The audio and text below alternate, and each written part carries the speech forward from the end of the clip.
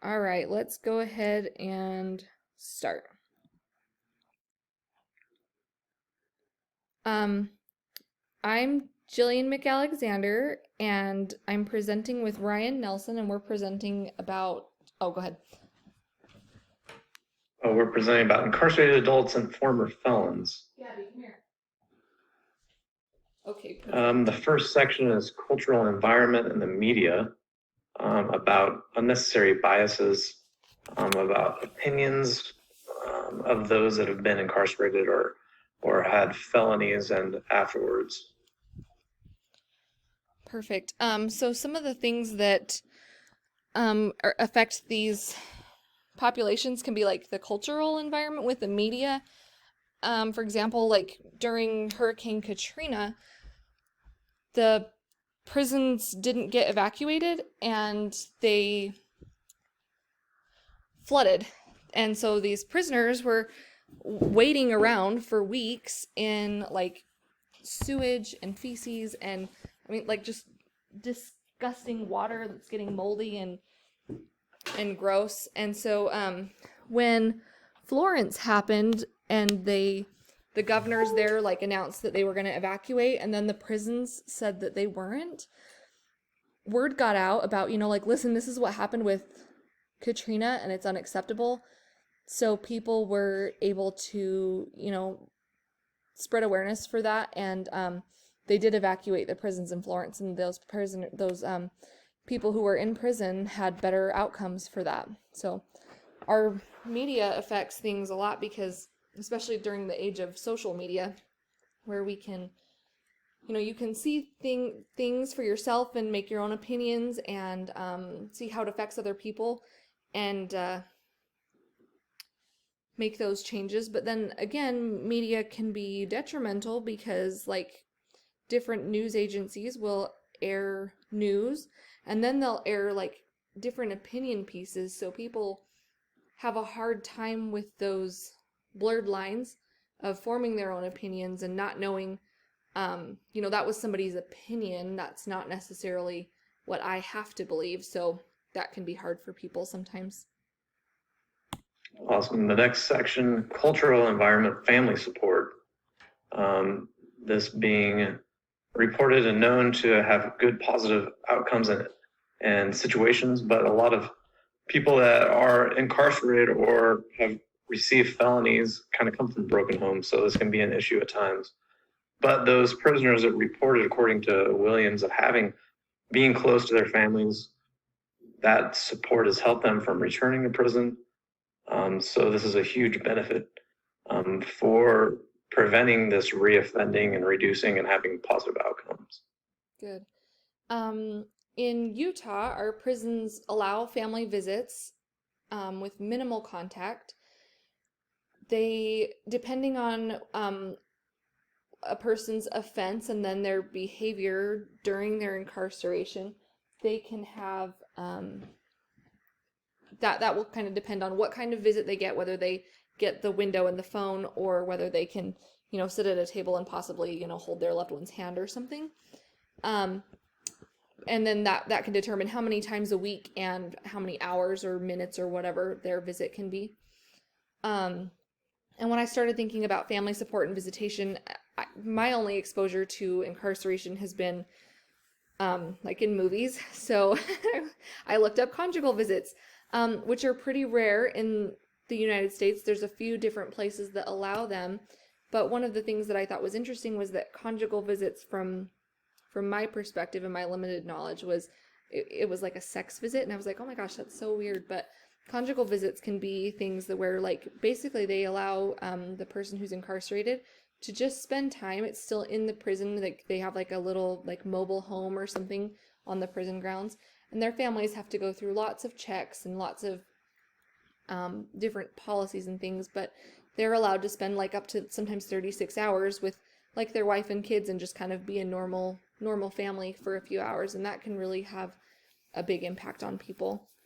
And then sometimes the family visits, especially the ones that are behind the screens with the phone, or if the person has to remain handcuffed the whole time, people have different perceptions about them, whether it's the family or the person who's incarcerated, because, people, there's a little bit of shame to having your kids watch you walk in handcuffed, or, for the kids, that's scary to watch your mom or dad, walk in handcuffs, and not, or it's hard to see them and not be able to touch them, or have your time cut off, and that. So family visits are great and they are so beneficial, but sometimes they can be actually be hard on people too.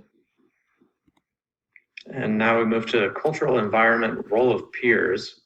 There was a study done in Georgia about a peer mentor program that helped to decrease prison probation and crime rates. But ultimately, it was just someone to kind of have a friend, someone that was in the know to help you with resources for housing, employment, and different support. These kind of supports are a little bit limited, but they do exist, but they're kind of hard to find sometimes. And to have just someone that you can have as this kind of mentor, person that you can contact and that can help you out with a lot of these, just figuring out situations of housing and getting jobs, places that will hire you. It's a huge support. Definitely.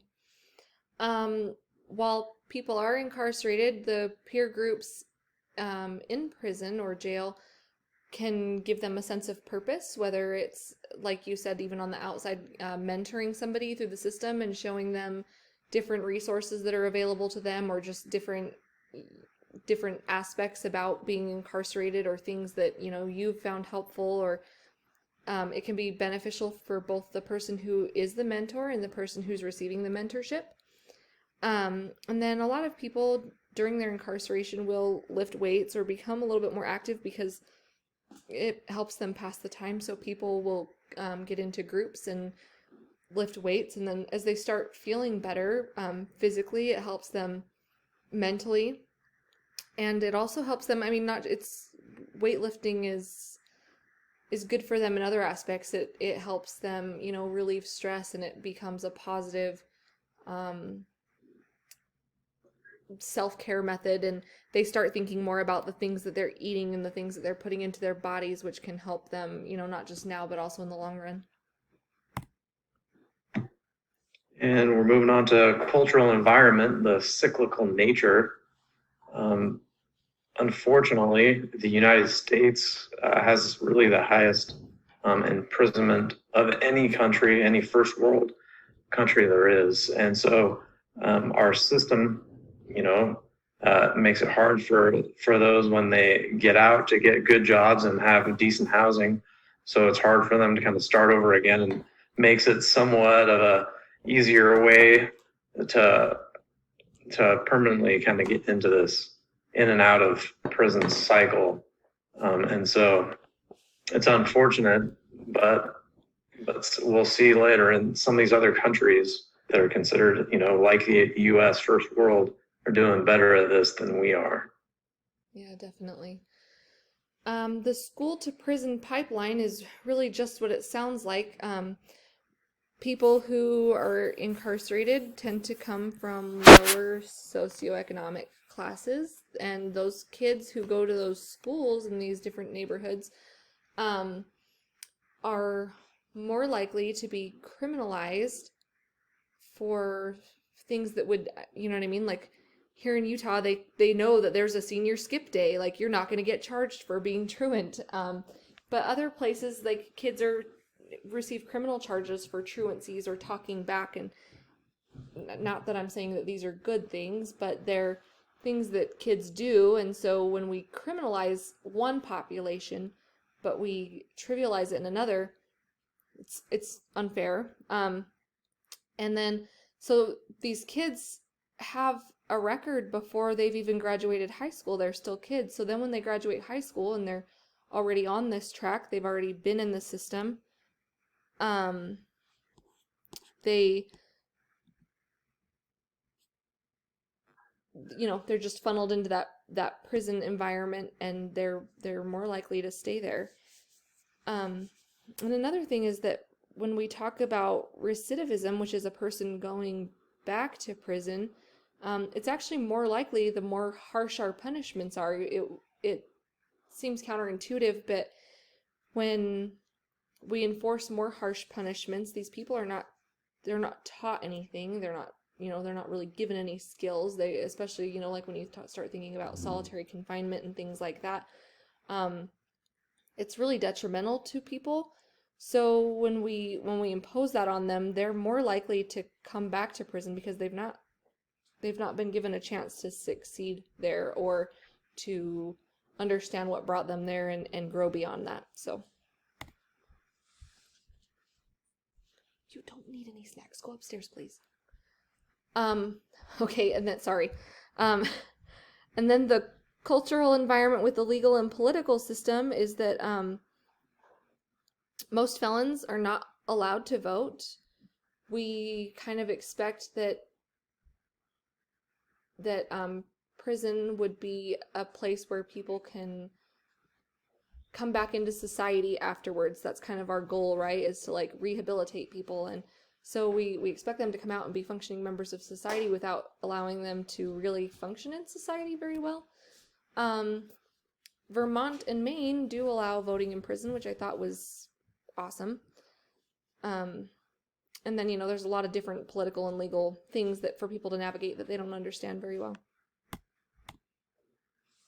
And we're moving to the cultural environment, potential barriers.